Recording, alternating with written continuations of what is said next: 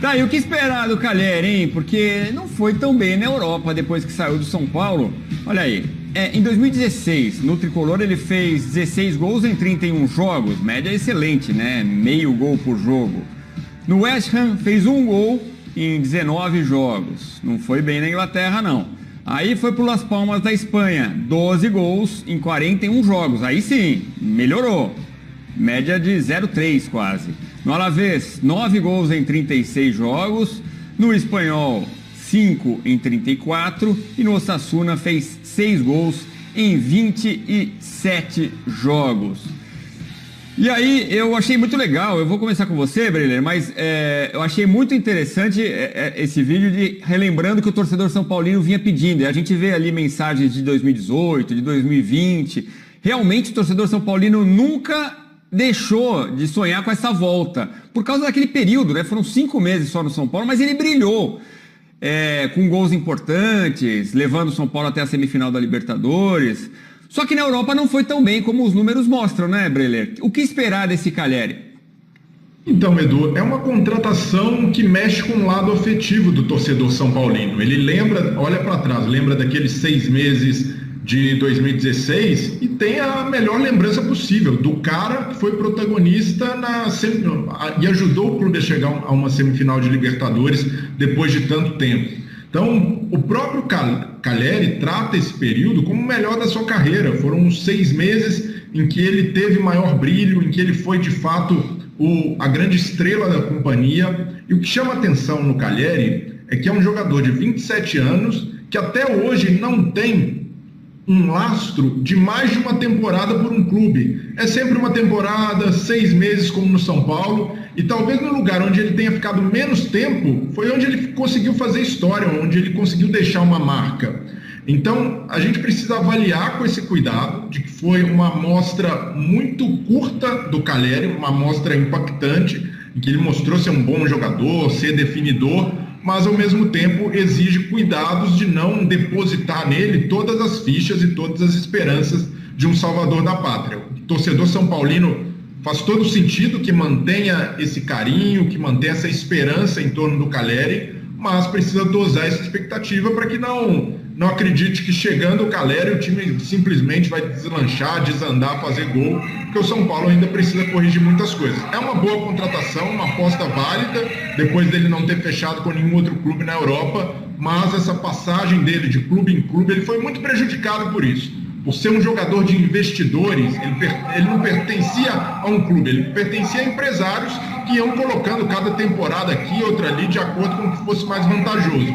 Então ele não teve, de fato, na carreira a oportunidade de mostrar seus serviços por um longo prazo. Talvez ela tenha chegado agora com o São Paulo, mesmo que por empréstimo ele possa de vez marcar o seu nome na história do clube, ou como uma conquista, ou voltando a ser aquele Cagliari de 2016.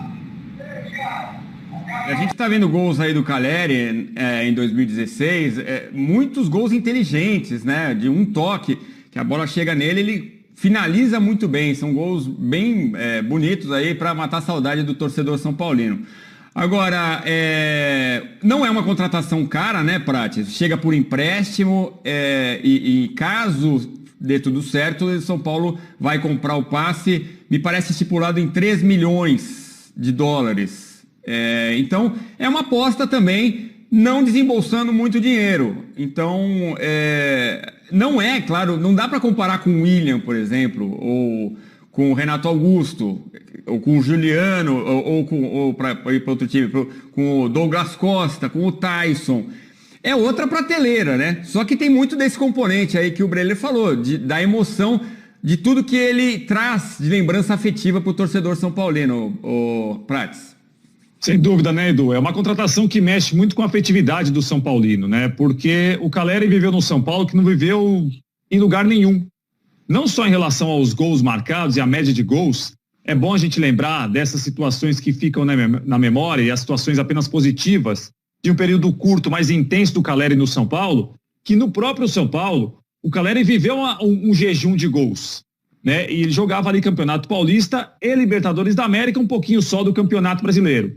Mas houve uma identificação pelo jeito dele, pelos gols dele, pela participação dele na Copa Libertadores da América E aí a gente viu, depois do São Paulo, o Calleri foi um andarilho, né? Que passou pelo futebol inglês sem brilho, passou por muitos clubes da Espanha sem brilho também. É verdade que jogando muitas vezes em times que não eram bons, em times fracos, mas o próprio Calleri também não brilhou. Então, assim, se a gente analisar o macro contexto todo, o que o Calleri viveu no São Paulo não viveu em lugar nenhum. O que o Calleri jogou no São Paulo também não jogou em lugar nenhum. Né? E o que leva talvez o São Paulino a acreditar que isso possa ser repetido é exatamente o que ele viveu naqueles 5 meses. Né? Se a gente analisar a carreira do Calleri, é uma carreira muito irregular, é uma carreira até de uma média de gols baixa e de muitos jogos em que ele não foi titular. Ele foi reserva, inclusive no futebol espanhol. Nós transmitimos aqui nos canais da Disney muitos jogos do Osasuna que o Calleri entrava faltando 15 minutos, foi titular uma vez ou outra, o Osasuna brigou até o final para não ser rebaixado na Liga Espanhola. Então é a afetividade, Edu. E essa afetividade pode, obviamente, fazer o Calleri jogar o que não jogou na Europa. Eu acredito muito que o ambiente, a identificação, o quanto ele gosta do clube, o quanto os torcedores gostam dele, isso tudo pode ajudar. Isso tudo pode trazer confiança para ele. Mas se a gente analisar a carreira dele, Edu, é uma carreira irregular e de nem tantos gols assim. Mas no São Paulo foi uma história diferente. Talvez ele escreva de novo essa história no São Paulo agora, voltando ao clube. O Rigoni também veio sem muito prestígio e chegou chegando, mostrando um futebol que levou o jogador a ser mais uma vez cotado para a seleção da Argentina, né? O Calleri, dá para comparar com o Rigoni, né? E a expectativa com o Crespo, um ídolo, grande ídolo do futebol argentino, com tanta história no futebol, apostando nele, talvez essa ficha de confiança, te quero aqui no meu time. E todo esse envolvimento dele com o São Paulo pode ser que dê certo realmente. Por isso, né? O cara chega feliz com o abraço do torcedor paulino. E tem mais um chegando para a Lacuna, é o Gabriel Neves. Vamos ver o que falou o uruguaio. É isso? A gente tem um VT sobre o Gabriel Neves que chega do Nacional do Uruguai. ¿Te imaginas saliendo a la cancha en un Morumbi repleto? Y la verdad que debe ser una sensación divina, no tengo dudas de eso, pero sí, mucha ansiedad y ganas de que pase ya. Hay uruguayos que hicieron historia también en ese club, pudiste pensar que tal vez puedas también dejar tu marca, el caso más reciente por ejemplo ha sido Lugano, que también fue formado en Nacional. ¿Pensás también como representante uruguayo y de Nacional dejar tu huella en San Pablo? Ojalá que lo tengo claro también, los uruguayos que han pasado por ahí. Sería divino, obviamente, y la verdad que me sorprende con el cariño que ya me está tratando la gente de allá. Creo que por la huella que dejaron ellos les motiva bastante que yo vaya, así que bueno, que espero responder de la manera que yo espero. Tá aí, jogador de 24 anos chegando ao São Paulo para aumentar o São Pablo. Olha aí, já tem Rigoni, Calleri, Benítez, os 3 argentinos. Tem Orejuela, colombiano, o Arboleda, equatoriano, assim como o Rojas, o Galeano, paraguaio, e agora El Bigodón, Gabriel Neves, uruguaio, chega do Nacional. O Prates, como é que fica, hein, com todos esses estrangeiros? Quem fica de fora? Só podem 5 por jogo. Tem 3 que já ficam de fora de cara? Esse é um dilema, né, Edu? Porque a gente vai olhar para os 8 que o São Paulo tem agora, ou terá agora no elenco.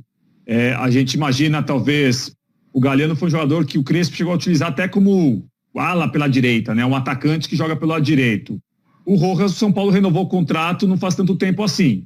Orejuela, um jogador que hoje perdeu espaço no grupo do São Paulo. Talvez seriam os 3 aí. O Arboleda é o titular quando tem condição de jogar, e é um jogador muito importante pela maneira que o São Paulo marca, ainda mais com os seus zagueiros.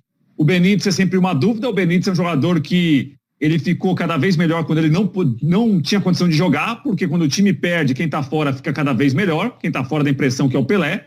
E agora tem de ver com o Gabriel Neves e o Calleri, né, porque são jogadores que teoricamente também vão ganhar espaço. Eu quero só destacar o seguinte: o Gabriel Neves chega em uma posição que o São Paulo tem jogadores muito bons, meio de campo. Os jogadores formados em Cotia pelo São Paulo são jogadores, quase todos eles, de altíssimo nível. Até alguns melhores que o Gabriel Neves, tela aí, que é um jogador que apareceu. Olha lá, a gente vai olhar. Rigoni não tem depois a gente vai ver. Depois tem outra tela que a gente vai mostrar. O Rigoni é um titular, né, Edu? É o principal jogador do time hoje. O Calleri está chegando dessa maneira que nós falávamos aqui. né, querido pelo torcedor, até chama atenção pelo pouco tempo de São Paulo, como o Calleri realmente é visto pelo São Paulino com muito prestígio. O Benítez é uma dúvida, não tem como a gente contar com o Benítez como um nome certo sempre, porque é um jogador que tem problemas físicos.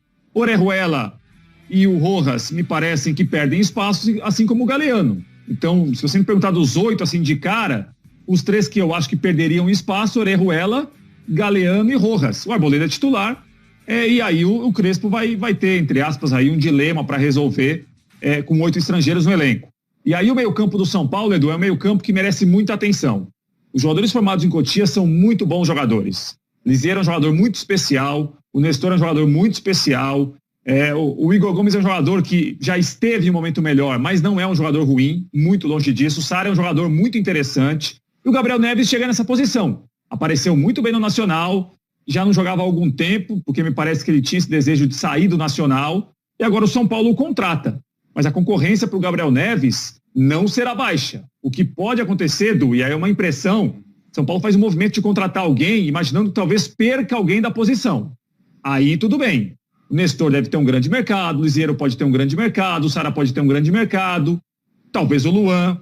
Aí a contratação do Gabriel Neves me parece que é uma contratação de jogador para chegar e jogar. Senão, a concorrência para ele não vai ser fácil no meio-campo do São Paulo, não.